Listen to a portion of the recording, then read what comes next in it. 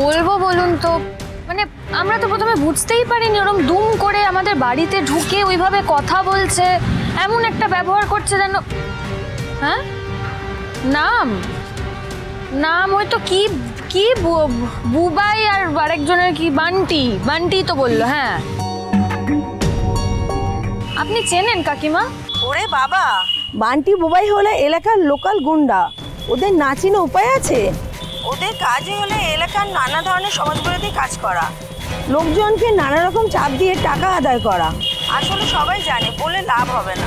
ভাই শুভলক্ষ্মী, তুমি জানো ওদের সাথে আবার ঝগড়া করতে যেও না, হিতে বিপরীত হবে। কিন্তু কাকিমা, অন্যায়ের প্রতিবাদ তো করতেই হবে, তাই না? মানে এভাবে তো ছেড়ে দেওয়া যায় না, চুপ করে বসে থাকা যায় না। ঠিক আছে, রাখলাম। ঠিক আছে, রাখছি এখন।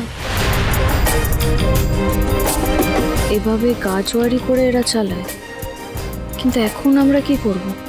আমাদের তো এখানে কোনো কানেকশনও নেই। বৌদি ভাই, কি হবে তাহলে এবার? মানে লোকাল গুন্ডাদের সাথে আমরা লড়তে পারবো তো?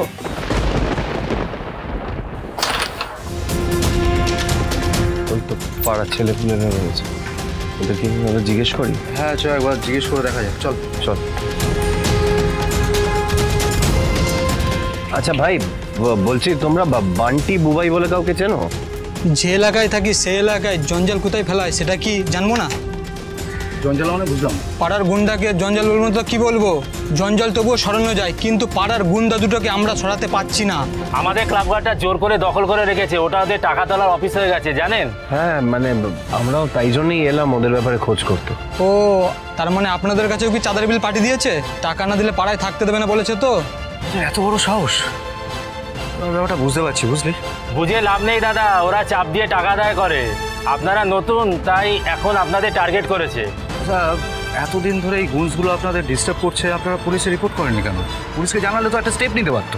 আমাদেরই টার্গেট করে নেবে।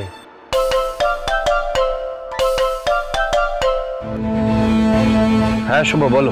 হ্যাঁ আদি, আমি ওই লোকগুলোর ব্যাপারে কিন্তু খোঁজ নিলাম পাড়ায়। ওরা কিন্তু আসলেই পাড়ার গুন্ডা, ঠিক এইভাবেই সবাইকে ভয় দেখিয়ে টাকা তোলে।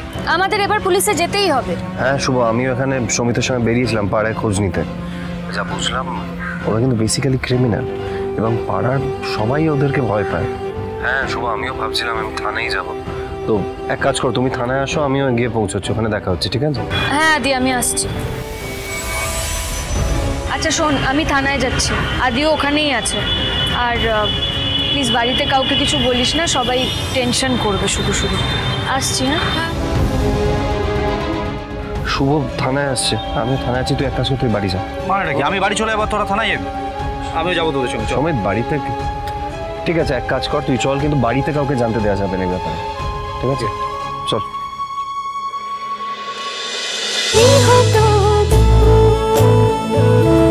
গৃহপ্রবেশ সোম থেকে রবি রাত 10টায় স্টার জলসায় ও জিও হটস্টারে।